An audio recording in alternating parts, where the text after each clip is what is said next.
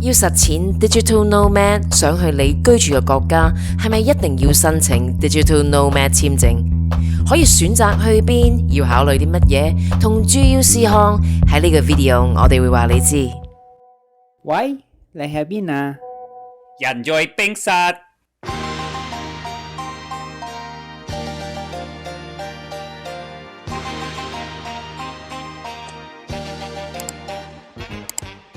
大家好，娜姐喺度。嗱，今日咧，我哋就會抽少少時間咧去回應一位觀眾嘅提問。呢個係我哋咧上一條咧數碼遊牧生活嘅影片咧，有一位觀眾留低嘅有趣評論啦。咁我好多謝咧大家咧去留言啦，對呢樣嘢覺得有興趣嘅。咁我哋咧都會盡量咧去睇晒所有嘅留言啦。咁就去回應一啲嘅問題啦。如果你哋想知嘅，係咪？冇錯，大家好，我係阿 Layson 啊，係啊，咁啊，觀眾留言對我哋嚟講係一件極開心嘅事啦。如果你哋覺得我哋嘅對話係有趣嘅，記住喺留言區話俾我哋聽。只要大家想睇啲咩影片，我哋可以下一次再討論一下，真係俾到我哋一個好大嘅鼓勵噶。係啊，咁阿 Layson啊，有人問啦，就係你係咪咧同時申請咗馬來西亞啦同埋泰國嘅數碼遊牧簽證？咁我仲以為咧你會喺曼谷咧住半年咧先至會去第二個國家噶。咁會唔會有一集咧會分享咧申請嘅過程同埋有咩要注意嘅事項呢？咁阿李晨，你今日可唔可以解答翻下面嘅問題呢？好，冇問題。呢條問題問得非常之好，咁我今日咧會講解咧呢一個申請流程同埋要注意嘅事項啦。不過喺深入講解之前呢，我想俾少少背景啲資料你哋呢，咁你就可以清楚更加了解呢，我係點樣開始我呢一個 Digital Nomad 嘅旅程啊。呢一個嗱，其實呢，阿里神呢喺疫情期間呢已經開始呢研究呢其他嗰啲 Digital Nomad， 佢哋點樣可以做到呢樣嘢。咁正啱嗰陣時候，個個咧都係 stuck 喺屋企咧，俾人隔離啊！咁我咧就喺屋企咧就喺度睇旅遊影片啦。由嗰陣開始咧，阿里神咧就決定咧將佢嗰啲工作啊搬晒上網，咁變得咧就唔會依賴一個固定嘅地方咧去工作同埋生活，好似其他嗰啲 digital nomad 咁樣。咁咧我就發現咗咧，同一時間嚇好多免簽證嘅國家喎，咁啊同一時間佢哋提高啲更高質素嘅生活啦，平啲嘅生活啦，當中又包括一啲歐洲嘅國家啦、亞洲嘅國家啦。咁我哋咧就揀咗亞洲，因為咧平好多。咁啊，啲錢咧就可以抵玩啲。咁好似泰國啊、馬來西亞、越南啊、菲律賓啊、印尼咧呢啲國家咧，生活成本咧好低啊。咁交通嘅方便啦，容易去飛嚟飛去鄰近嗰啲國家咧去即係你 step out， 你再 renew 你個證啊嘛，係咪？咁咧仲有一樣嘢好緊要嘅就係佢啲多元化嗰啲地道嘅美食又平喎，咁又住得舒服啦。咁有陣時候你啲住宿咧，仲會有泳池啊、健身室啊，咁變咗你嗰個 lifestyle 嘅 quality 就會提升啦。咁呢一個咧就係我點解會開始 digital nomad 嘅原因啦。係，咁其實阿里神咧啱啱開始咗去做呢個 digital nomad 啦，佢就係10月度咧就出發嘅，我記得係咪？我冇記錯。係啊係啊。咁佢第一站咧就係去曼谷，咁佢就去咗個半月至2個月左右啦，係咪？應該唔夠2個月啦。咁上下。係啦係啦。咁咧亦都好多好正面嘅 feedback。翻嚟啦，咁而家咧佢就已經轉咗去第二個地方，就係馬來西亞嘅吉隆坡。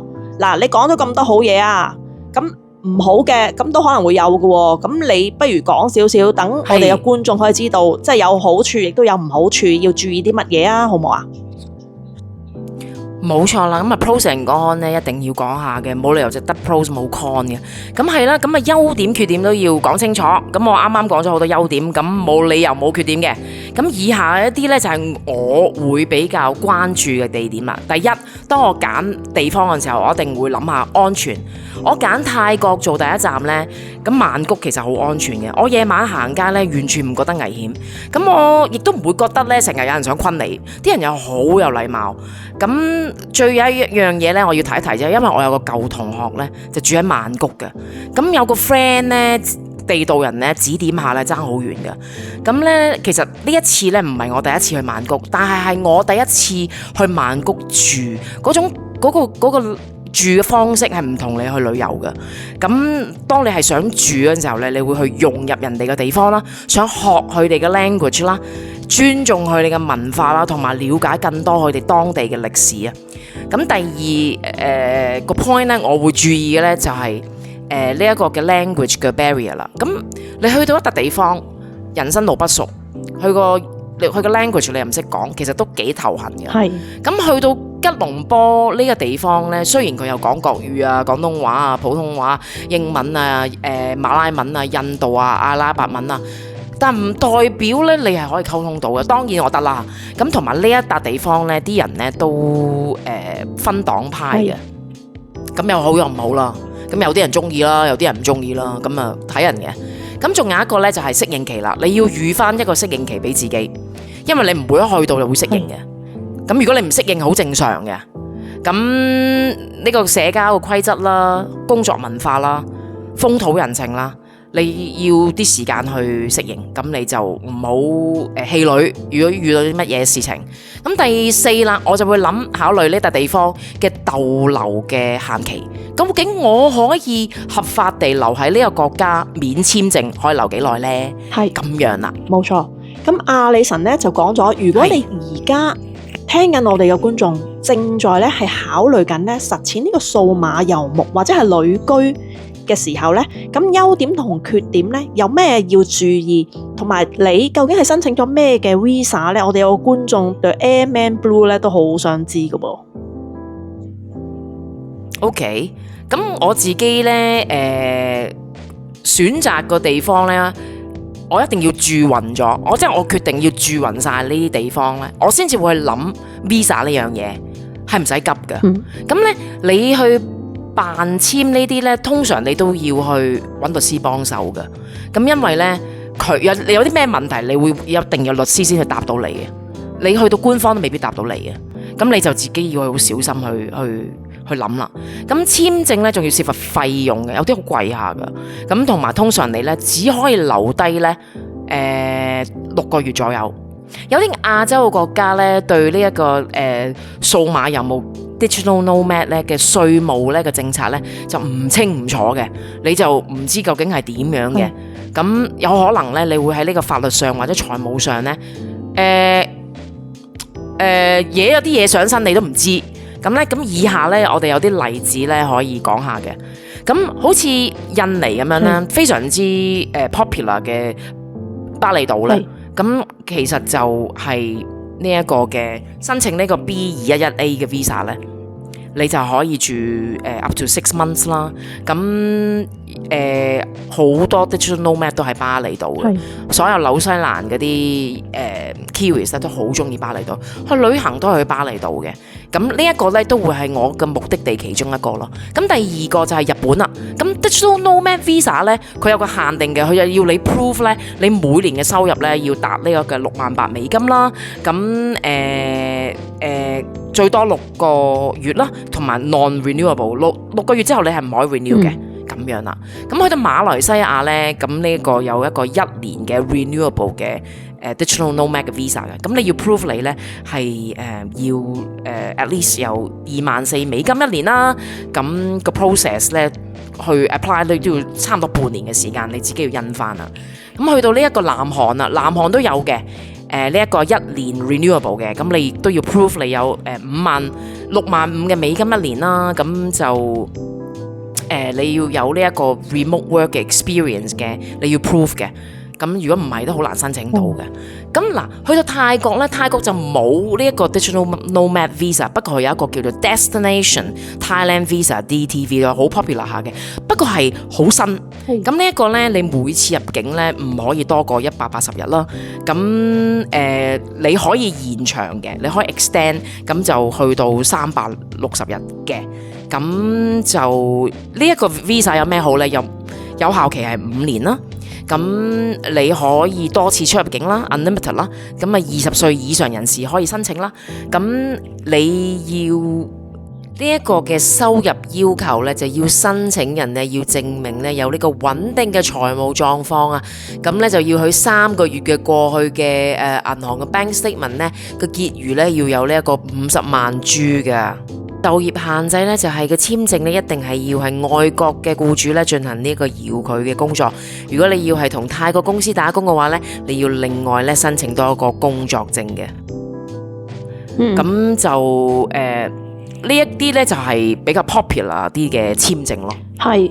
咁而家你係用乜嘢嘅簽證去做呢個 nomad 或者係旅居嘅情況咧？你自己？我自己嗱，我而家咧就係用緊呢一個嘅免簽證，周圍去試探下，周圍去 sniff 下呢一度嗰度，睇下邊一度適合我然後先至去考慮。其實我本 passport 咧都幾好㗎，咁有好多本 passport 都得嘅。咁我就揸紐西蘭啦。其實香港 passport 啊、澳洲 passport 啊，好多地方咧都 equivalent 咧可以留喺呢以下嘅12個國家嘅。咁就嗱，好似泰國咁啦，咁我就留2個月啦。咁我中意佢哋嘅嘢食啊、shopping 啊，都係非常之令我係想翻轉頭嘅一個地方啦。咁另外咧就係馬來西亞啦，你可以逗留3個月啦。同一時間嘢食啊同埋 shopping 咧都係非常之吸引人嘅。咁跟住咧新加坡啦，新加坡咧可以住3個月啦。咁如果我去新加坡嘅話，我就會出境用新加坡做出境，然後做個 visa run。點解啊？新加坡啲嘢貴嘅，啲 accommodation 都好貴嘅。咁樣咯。咁第4個咧，我去越南。越南咧有15日嘅 visa free 啦。咁然後你可以去到咧申請呢個 e visa 咧，就買呢一個嘅90日啦。咁就係3個月咯。咁然後咧就去到個 Cambodia 柬埔寨啦。咁你要申請一個月嘅 visa 咧，就要 e visa 就要呢一個嘅美金36蚊啦。然後咧如果要 extend 嘅話咧，就係50蚊美金多1個月啦。咁啊總共2個月。咁然後菲律賓咯，咁菲律賓咧1個月嘅免 visa 啦，然後你可以 keep renewing 咧，up to 呢個3年嘅tourist visa 嘅喎。咁菲律賓一個都係幾有趣嘅地方，我都會去 visit 嘅。然後日本3個月日本咧，我一定會去嘅。咁呢一個係我其中一個嘅目的地啦。然後咧，中國而家咧亦都俾我哋紐西蘭 passport 咧免30日簽證啊，所以咧我呢一個月尾咧都會去呢一個嘅中國去睇下嘅。咁然後香港咧都可以留3個月啦，澳門呢個同埋香港都係特別行政區啦，咁亦都可以留3個月嘅澳門。然後台灣咧又有3個月啦，然後咧個 Indonesia 啦，喺巴厘島啊1個月咁樣咯。哇！咁啊已經夠玩啦，係咪先？1年咁樣走嚟走去咁樣，呢度可以玩幾年噶咯喎，大佬嚇幾年真係唔出奇喎。係咯，兩三年噶咯喎。係啊，咁你咪要去晒呢啲所有嘅你 plan 好嘅國家咧？係啊，係啊。咁樣嘅係啊。咁嗱。我一定要去住下，點解呢？你唔去住下，你係唔知道地方嘅真面目噶，好與壞。有陣時候呢個感覺好緊要，好似我一落機呢，吉隆坡嗰個 vibe 啊，嗰個 vibe 呢，嗰個感覺啊，哇，係即係個 vibe 唔一定係啱嘅喎，但係個感覺呢都好影響你嘅。咁同埋呢，每個區唔同嘅 suburb 呢都有佢哋嘅秘密嘅，外國人係唔知嘅。例如喺曼谷呢，邊一區呢成日水浸啦，原來喺吉隆坡呢，你呢個地鐵站呢係市區係好嘅，但係你搭下一個地鐵站呢，好似去到第2個國家咁樣嘅喎。咁因為佢呢度呢就分黨派嘅，所以一定要去啲時間呢去睇清楚。旅行同旅居係唔一樣嘅。咁樣咯。冇錯，哇我哋好多嘅資料啊！咁多謝晒你哋嘅提問啦。咁如果你有啲咩唔清楚咧，就不妨可以再留言啦。咁簽證嘅條件咧，成日都會改噶啦。咁變咗咧，你哋要查翻官方相關嘅網站啦，同埋聯絡你哋嘅領事佢哋嘅領事館啦。咁攞翻咧最新嘅資訊。咁如果你哋中意我哋嘅分享咧，記得 CLSS 我哋。咁我哋下次再見，拜拜。下次再見，拜拜。